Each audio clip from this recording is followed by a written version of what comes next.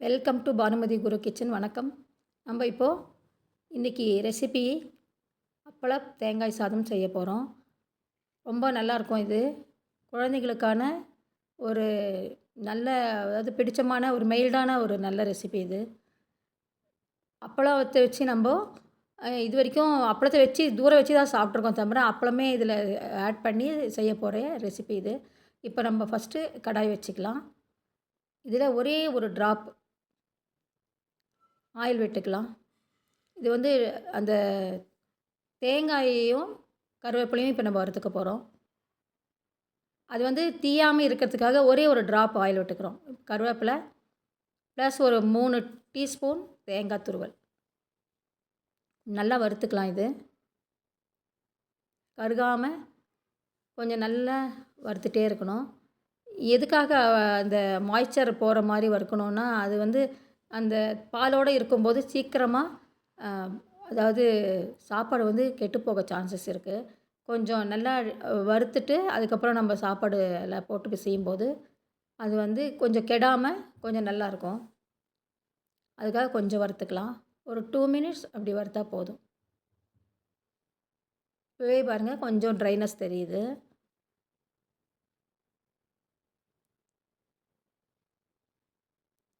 கருவேப்பிலையும் கொஞ்சம் அப்படியே வறுபட்டாக்கா போதும். இதில் கிறிஸ்பாக வேணும்னா ஃபஸ்ட்டு கருவேப்பிலை போட்டு வறுத்துட்டு அப்புறமா கூட நீங்கள் தேங்காய் சேர்த்துக்கலாம்.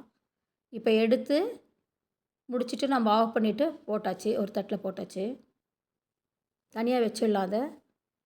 இப்போ வந்து திரும்பவும் ஸ்டவ் ஆன் பண்ணிவிட்டு, தேங்காய் எண்ணெய் இதுக்கு ரொம்ப நல்லாயிருக்கும். அதுக்கு முன்னாடி வந்து நம்ம சாதத்தை ஆற வச்சு ஒரு கப்பில் எடுத்து வச்சுக்கலாம். ஒரு கப் ரைஸ் போதுமானது. ஒரு 2 2.5 ஸ்பூன் கோகனட் ஆயில் விட்டுக்கலாம். இதில் கடுகு கொஞ்சம், கடுகு வந்து கொஞ்சம் நல்லா பொரிக்க விட்டுட்டு, நல்லா படபடன்னு சவுண்டு வரும்போது தான் அதில் ஒரு நல்ல ஒரு டேஸ்ட்டு கிடைக்கும். கொஞ்சம் பொரிய விட்டுடலாம் கடுகு.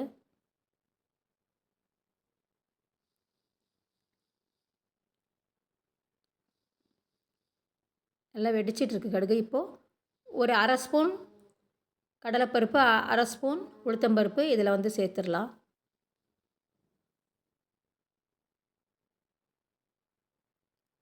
கொஞ்சம் சிவப்பான உடனே நிலக்கடலை கொஞ்சம் ஒரு 2 டீஸ்பூன் நிலக்கடலை இதில் சேர்த்துடலாம். கொஞ்சம் ஒரு 5 முந்திரி பருப்பை ஒடிச்சு இதோடு சேர்த்துட்டு நல்லா ஃப்ரை பண்ணி விட்டுக்கலாம். ஒரு மிளகாவை கிள்ளி இதோட ஆட் பண்ணிக்கணும். இதில் இந்த சாதத்துக்கு வந்து தேவையான காரம் இந்த மிளகாயில் இருக்கிற காரம் மட்டும்தான். இது வந்து கொஞ்சம் மைல்டாக தான் இருக்கும் இந்த அப்பள தேங்காய் சாதம்.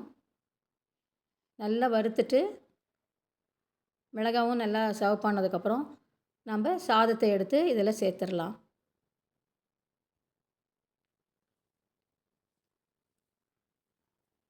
சாதமும் அந்த தேங்காய் கருவேப்பிலை வறுத்து வச்சுருந்ததையும் இதோடு சேர்த்துடலாம்.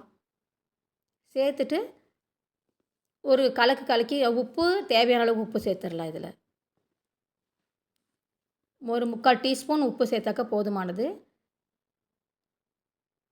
அப்பளம் வந்து நம்ம இது நல்லா கலந்துட்டு அதுக்கப்புறமா நம்ம வறுத்து வச்சுருக்கல அப்பளத்தை எடுத்து சேர்த்துக்கலாம். இப்போ வந்து நல்லா இந்த உப்பு, நம்ம தாளித்தது எல்லாம் இது தேங்காய் அதெல்லாம் சேரணும் இல்லைங்களா? அதனால் நல்லா ஃபஸ்ட்டு சாதத்தோடு சேர்கிற மாதிரி நல்லா கலந்து கொடுத்துக்கலாம். கலந்ததுக்கப்புறமா அப்பளத்தை நல்லா பொடி பண்ணி 1 பை 1 இதில் வந்து எல்லாத்தையும் சேர்த்து விட்டுறலாம். சாதத்துக்கு தகுந்த மாதிரி 3ஓ 4ஓ, அதிகமான சாதமாக இருந்தால் இன்னும் 1 கூட எக்ஸ்ட்ரா. அப்பளம் பிடிச்சவங்களா இருந்தால், நிறைய அப்பளம் சாப்பிட்றவங்கலாம் இருக்காங்க சாப்பாட்டுக்கு தொட்டுட்டு, அவங்க வந்து அவங்களுக்கு தேவையான அளவுக்கு பொரித்து வச்சுக்கலாம். ஆனால் இந்த குவான்டிட்டிக்கு ஒரு 3 அப்பளம் போதுமானது. அப்பளத்தையும் சேர்ந்து கலந்துட்டு, ஆக்சுவலாக ஸ்டவ் ஆஃப் பண்ணிட்டு கூட போதும் இது. அப்போவே ஆஃப் பண்ணியாச்சு. எல்லாம் சேர்கிற மாதிரி நல்லா கலந்து கொடுத்துட்டு,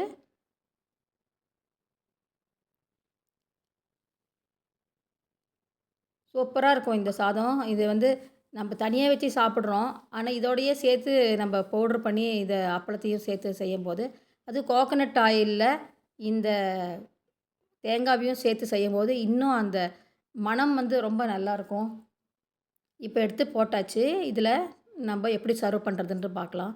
நல்லா சூடா ஆவியோட சூப்பரா இருக்கு பார்த்தீங்களா? இந்த அப்பள தேங்காய் சாதம். ரொம்ப நல்லாருக்கு. சப்ஸ்கிரைப் பண்ணுங்க, ஷேர் பண்ணுங்க. இது வந்து கமெண்ட்ஸ் கண்டிப்பா குடுங்க. இது வந்து ரொம்ப சூப்பரா இருக்கும். நீங்க சாப்பிட்டு பார்த்துட்டு, குழந்தைங்களுக்கு எப்படி இருக்கு அப்படின்னு கேளுங்க. கண்டிப்பா நல்லாருக்குன்னு சொல்வாங்க. ஏன்னா, ரொம்ப காரம் இல்லாத ஒரு மைல்டான ஒரு சாதம். இதுக்கு அவங்களுக்கு சைட் டிஷ் வேணா எதனா அவங்களுக்கு பிடிச்ச மாரி எதனா குடுங்க. பெல் பட்டன் பிரஸ் பண்ணீங்கன்னா தான் ஆல்ன்ற ஆப்ஷன் வரும். நான் போடக்கூடிய வீடியோக்கள்லாம் நீங்க அந்த ஆல்ன்ற ஆப்ஷன பிரஸ் பண்ணீங்கன்னா தான் நோட்டிஃபிகேஷன்ல நான் போடக்கூடிய வீடியோக்கள் உங்களுக்கு வந்து சேரும். நீங்க கண்டிப்பா எல்லாம் வாட்ச் பண்ணுங்க. உங்களுக்காக, உங்க குழந்தைங்களுக்காக கொஞ்சம் வெரைட்டியா யோசிச்சு ப பண்ணணும். அதுக்காக ஈஸியா இருக்கட்டுமேன்னு தான் ஒன் பை ஒன்னா போடுறேன். உங்களுக்குமே குழந்தைங்களுக்கு வெரைட்டியா பண்ணி தரணுன்ற ஆசை இருக்கும். அவங்களுக்கும் எடுத்துட்டு போய் வெரைட்டியா சாப்பிடணுன்ற ஆசை இருக்கும். அதனால நீங்க கண்டிப்பா இத வந்து செஞ்சு சாப்பிட்டு பாருங்க.